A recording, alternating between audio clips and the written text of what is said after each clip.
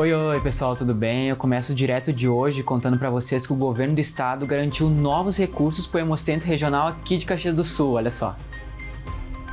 Foram confirmados nesta quinta-feira, 19 de fevereiro, pela Secretaria Estadual da Saúde, novos investimentos para o Hemox. A partir da portaria publicada em janeiro, foi autorizada a transferência de recursos ao município de Caxias do Sul para manter o funcionamento do Hemocentro. Em 3 de fevereiro foi paga a parcela de R$ 200 mil, que será complementada com um repasse mensal de cerca de 343 mil para o custeio de operação.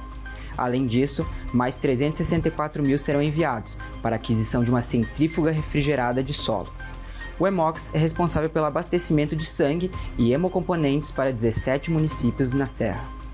E foram divulgados os pré-selecionados do FIES 2026.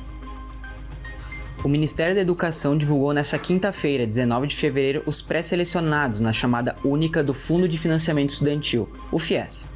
Os candidatos podem consultar o resultado no Portal Único de Acesso ao Ensino Superior. Os aprovados terão de 20 a 24 de fevereiro para complementar as informações de inscrição. Após, devem comprovar as informações declaradas de forma física ou digital, em até 5 dias úteis, junto à Comissão Permanente de Supervisão e Acompanhamento da Instituição de Ensino. Nesta primeira edição de 2026, o programa de financiamento recebeu cerca de 210 mil inscritos. E eu finalizo te contando que a comunidade vai ter uma linha especial de ônibus para ir até a Festa da Uva. A Secretaria Municipal de Trânsito e a Visat lançaram uma linha especial visando o transporte coletivo para a Festa da Uva. Da sexta-feira, 20 de fevereiro, até 8 de março, a linha 500 garantirá o transporte facilitado aos usuários que desejam frequentar a festa. Nos dias úteis, o ônibus terá saídas do centro da 1 da tarde às 9 da noite, a cada 15 minutos, da rua Doutor Montauri na Parada Ópera.